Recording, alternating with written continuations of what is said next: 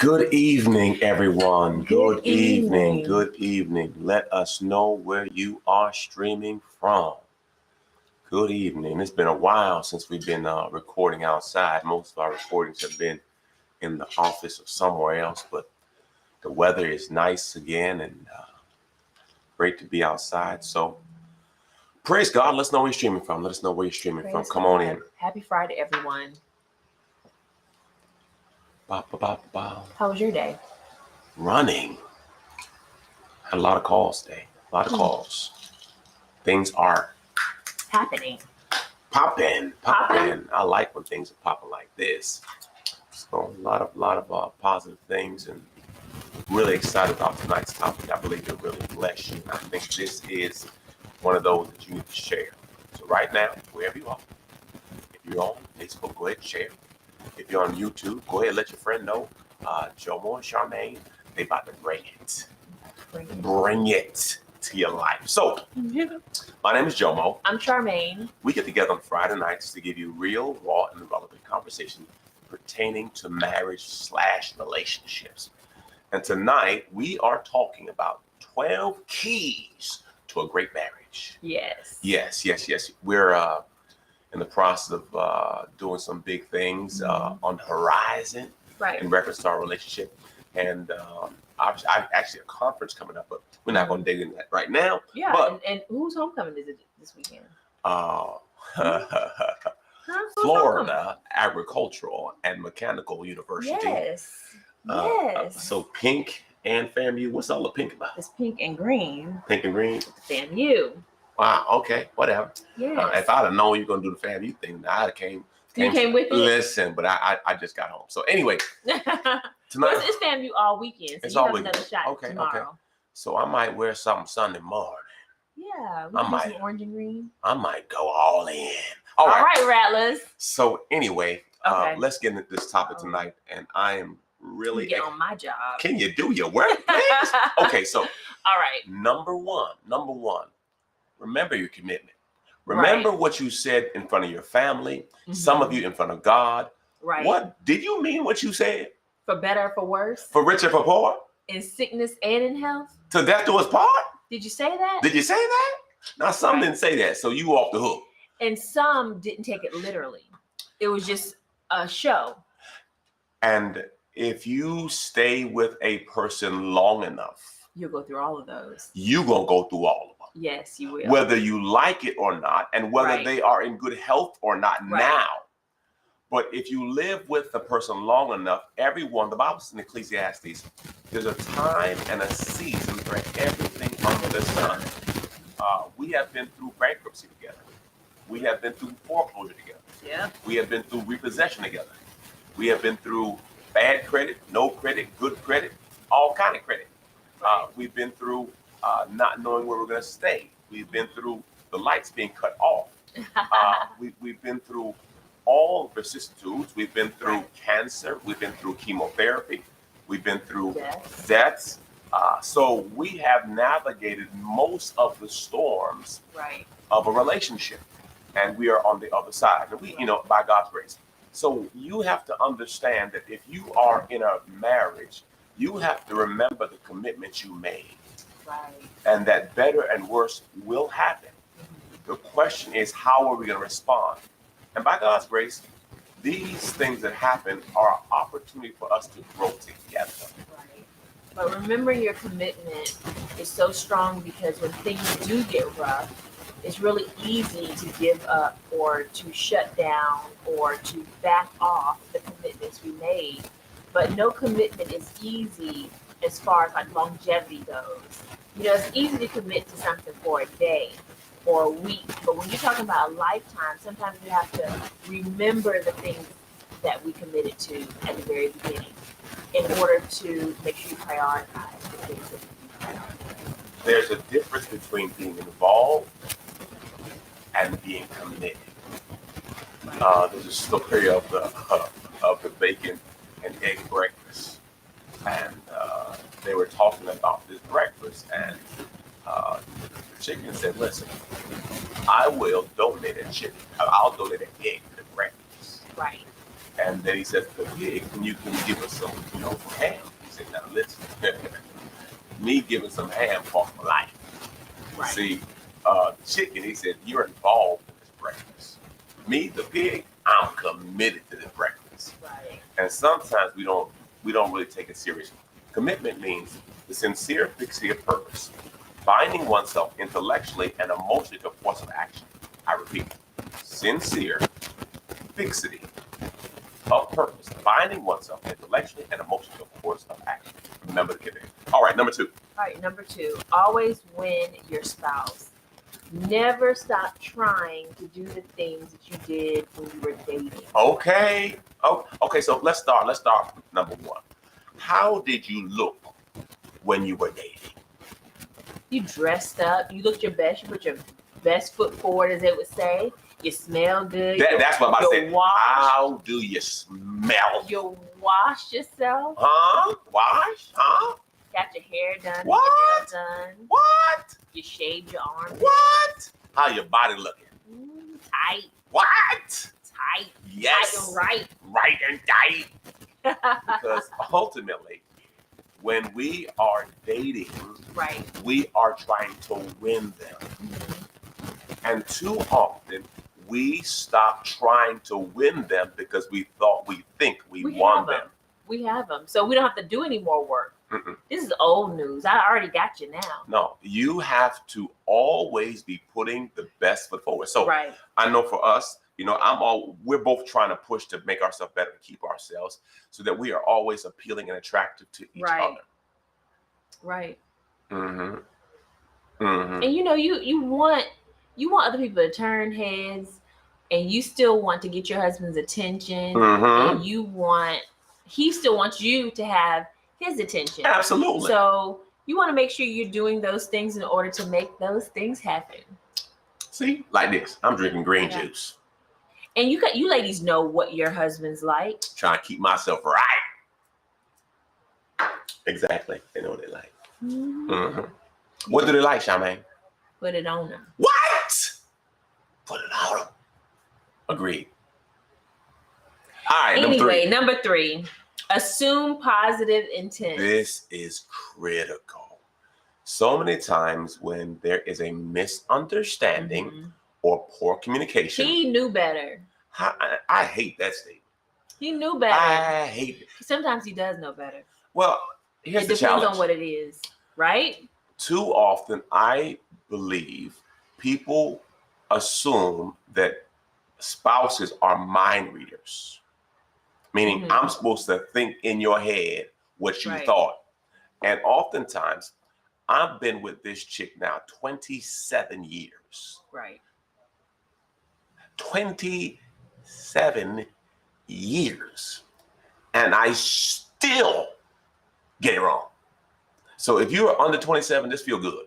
If you're over, I need help. 20, it's funny. I think lunch. The art of communication is continuous learning. It's Oh my gosh. You never mastered it. Never. And if you think you mastered it, that's when you really mess up. I was talking to Bishop. I went to lunch and we were talking about this. And I said, man, he says, Jomo, it never stops. Yeah. You always learning. You always right. So you have to assume positive intent, meaning what the person is doing, it's not from a malicious place. Right. And when you do that, it's so much easier to reconcile. It's so much easier to be able to communicate in a way where they didn't mean to hurt your feelings. They didn't mean to, do whatever it is that they did. I want to put balance on what I just said. If it's something like they have repeatedly, and that's what I was talking about at the very beginning. Yeah, I was like, it's not always. Yeah. Repeatedly abusive. Cheated, abusive. I mean, I don't know. Yeah, there's no. If somebody hit you the first time. Yeah, so it's difficult. So, yeah. All right, number 4. Number 4, no strikes. Explain that, please. No strikes meaning this is another word for stonewalling. Okay. Okay. You have to participate. You can't shut down. Right. If you've ever seen a person strike, that means I'm not working. Don't talk to me. Right. Oh, We're they not give them the silent treatment. correct. You on strike. Okay. You on Okay. strike. So you on strike in the bedroom. You on strike in communication. You're in. Right. You are not participating. You're punishing the person for whatever you don't like. It's very childish. It's a childish way to communicate or to try to punish someone, and you're trying to train them to not want to feel the way you're making them feel.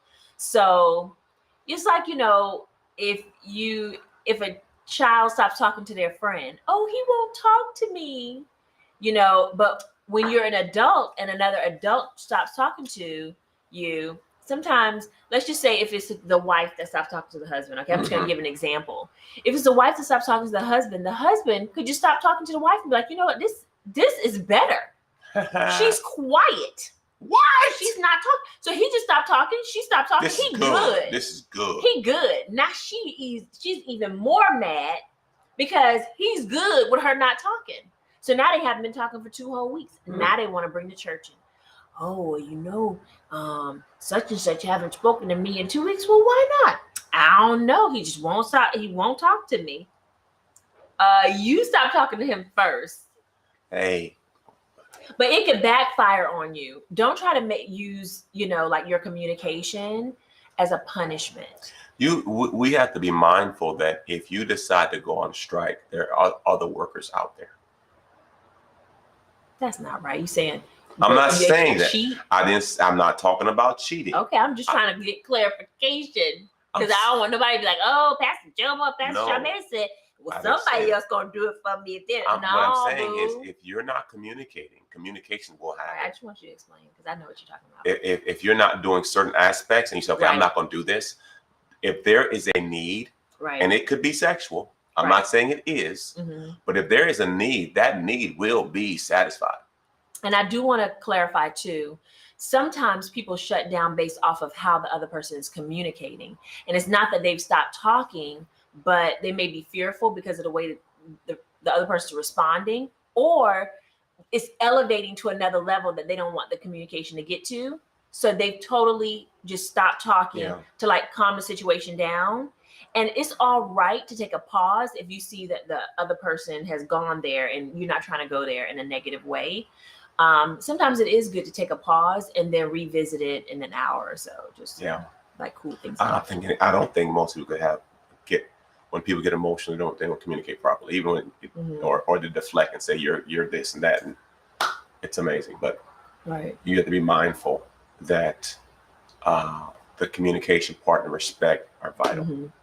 All right. What's number 5? Speak the truth in love. Right. We have to be able to communicate with respect, and even though we disagree, we don't have to get loud. But it don't work out that way. We don't have. It should be able, but it's hard because if it's a big deal, it's hard. And the other person is like making it like it's not a big deal. Yeah. So the goal is to be able to communicate in love and not allow the disagreement to make you disagreeable. Right.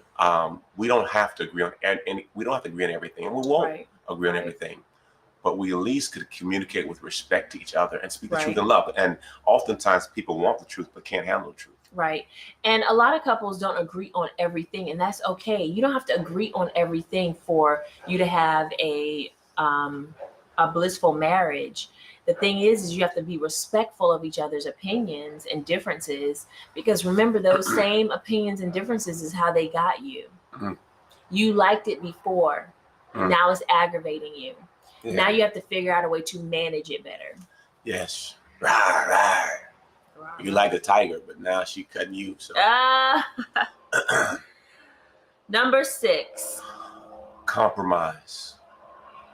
You have to find a way to compromise. You don't always get your way?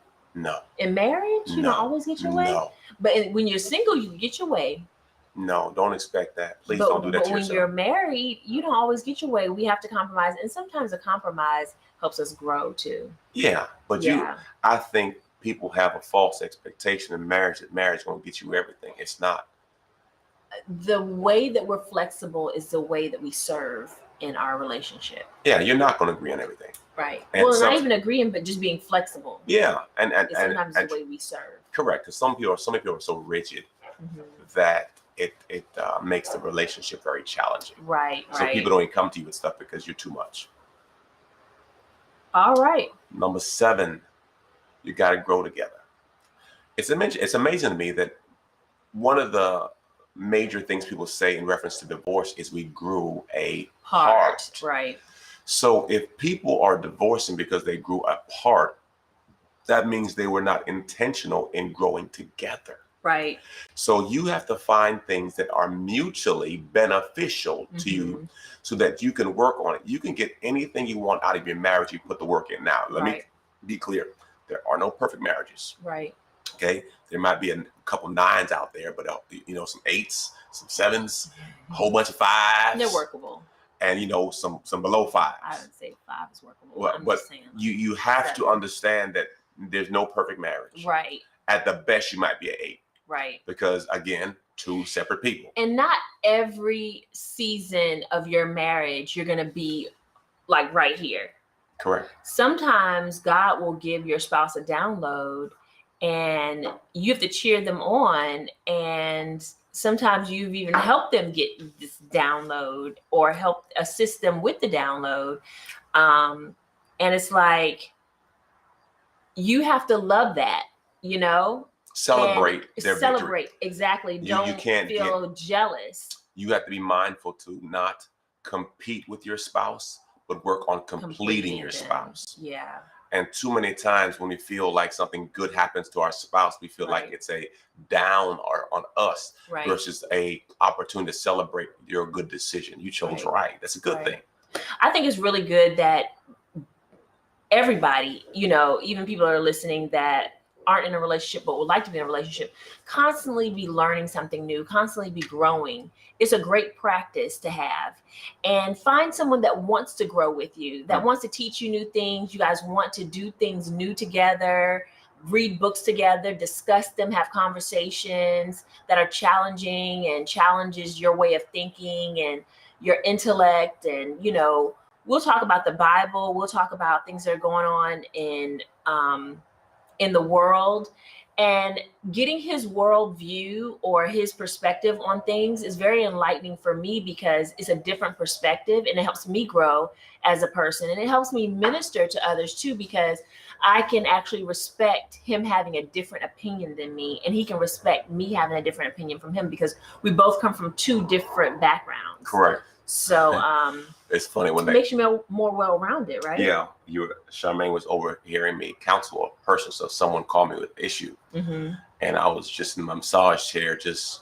I said, "Tell me the problem," and I kind of gave him some insight. Charmaine's like, "That was really good advice, Jomo." She's like, "You were kind of clinical." He was killing it. And I said, "Well, praise God. At least I do have some wisdom, but oftentimes in relationships, you may say the wrong thing." Right. And the brother's like, "Man, I think I might have said the wrong thing." And I said, "Well, the gist of it was timing. Just because you have something to say doesn't mean it's the right time to say it." Right. Yeah. So that was just good. That's good. That was great advice, and I made sure I acknowledged it. Amen. Yeah. Number 8, if it's important to them, it needs to be important to you. Prioritize the important things in each other's lives. Yeah, because oftentimes it's an opportunity for a relationship to go sideways.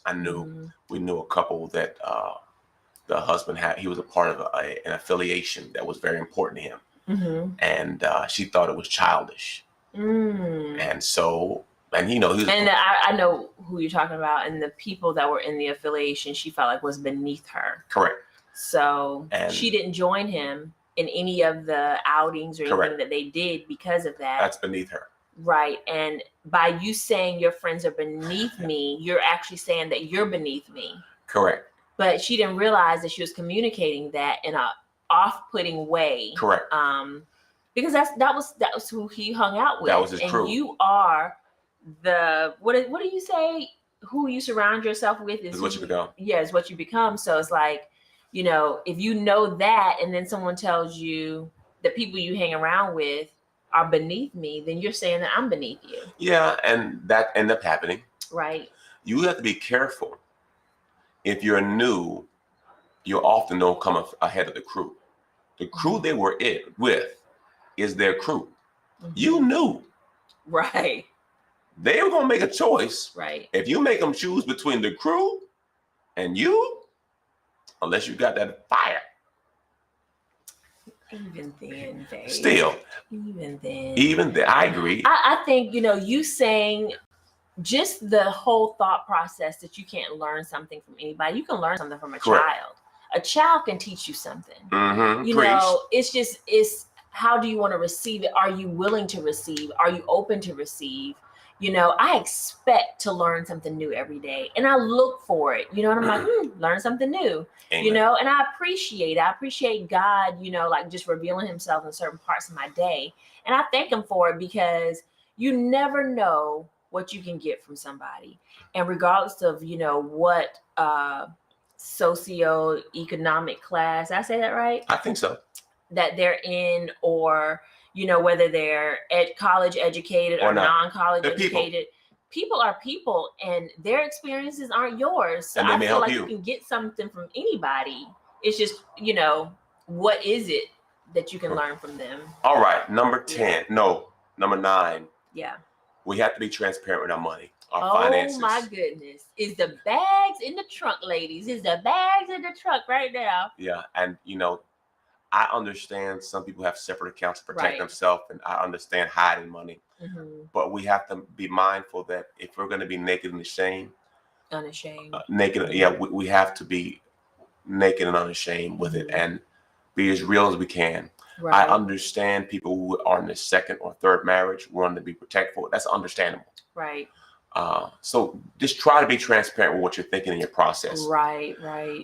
I think going through the bills with your spouse and just giving them a clear view of what's going on in your finances is a great start if you have not been doing it. All right. Number 10. Number 10. Make sex a priority. Yeah. It's important. Every time you connect, you're recommitting, you're recoveting your marriage. Correct? I was listening to a lady today, Dr. Rachel, I think her name is, black lady. And she was talking about how every muscle must work for it to last. And just saying every muscle, every vessel has to work. And Kegel exercises, ladies. Yeah, you need to work your muscles. That's right. And whether it's your erection, whether it is whatever your issue, you need to work it. Right. And or it'll atrophy. Correct. Like anything else. Like anything else. So muscles must work. Right. Put them muscles to work. Right. God intended everything to be a certain way. Correct. And when you're not using them in the way they were intended, they stop working. Everything matters. Everything matters. Okay. All right. Date nights. Date nights are so important. You have to prioritize this time, because for some of us, this is the only time that we have one-on-one with our spouse. Date your wife for life. That's it. Date your wife for life. Say it again. Date your wife for life. Now. And get creative with it and have fun with it. I'm not perfect at it, but I give her a lot of trips and then we catch up. So I'm saying I'm not as consistent as I like to be, but I make it up in other ways, but still I could be better. Right. And lastly, this is so key. Learn to move on when you disagree. Right. When you have an argument, when you have heated fellowship and it's over, let it go. Some people, it's not easy,